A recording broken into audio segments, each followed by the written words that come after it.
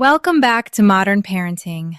I'm Arabella, and today we're going to talk about something that feels counterintuitive, maybe even a little bit scary for some of you. We're talking about why losing is actually the key to winning the power struggles with your child. If you're listening to this, you've probably been there. It's 8 p.m., the screen time limit was up 20 minutes ago, and your child is still glued to the tablet. You've asked nicely. You've reminded them of the rules, and now you're starting to raise your voice. You can feel that familiar heat rising in your chest, the tension in your jaw, and suddenly you're in a full-blown argument with a 7-year-old or a 14-year-old. It doesn't really matter the age. The feeling is the same: exhaustion, frustration, and a sense that you are losing your authority. But here is the secret. The moment you enter that argument, you've already lost. Because a power struggle is a game that requires two players. And when we, as parents, try to win by being louder or more punishing, we are actually handing our power over to the child. Today, I want to show you how to take that power back by essentially dropping the rope. Let's look at the psychology behind why our kids defy us. It's not because they are bad kids, and it's not because you're a bad parent. It's because, developmentally, children are hardwired to seek autonomy. They want to know they have some control over their lives. When we come at them with, "because I said so," or "if you don't do this right now, you're grounded," we are creating a wall. Their brain perceives this as a threat to their independence, and their fight or flight response kicks in. Usually, it's fight. Traditional discipline, the kind many of us grew up with, relies on fear and control. But here's the problem. Fear doesn't teach cooperation. It teaches avoidance or rebellion.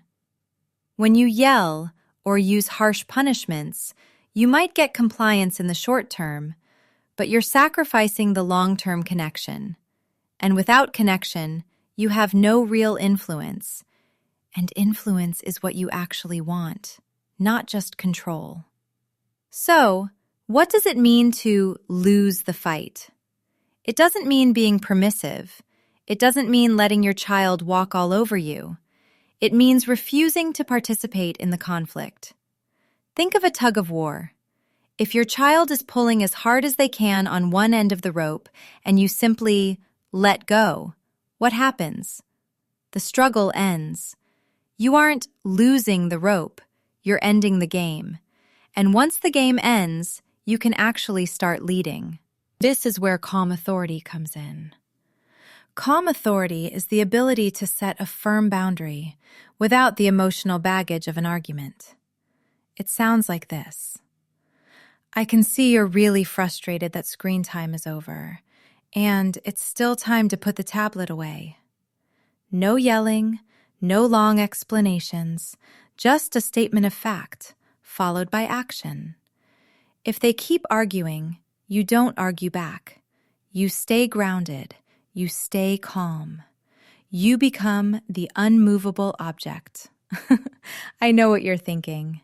Arabella, that sounds great in theory, but you haven't met my kid. But here's the thing. Children push boundaries to see if they are actually there. If the boundary moves or if it becomes a source of high-octane drama, they will keep pushing, because the drama itself is a form of engagement. When you stay calm and you refuse to get sucked into the he said, she said, the boundary becomes clear and predictable. And kids, even the most defiant ones, actually feel safer when boundaries are predictable. Let's talk about practical strategies, specifically for the big three: screen time, homework, and routines. When it comes to screen time, stop making it a surprise.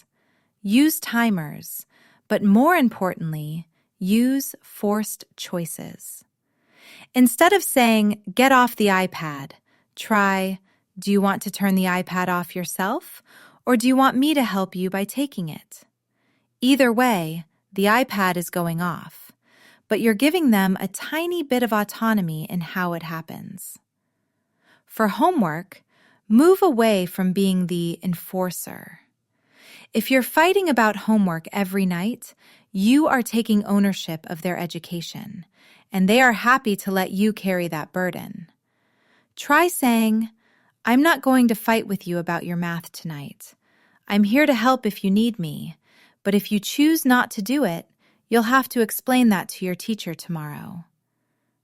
This is hard.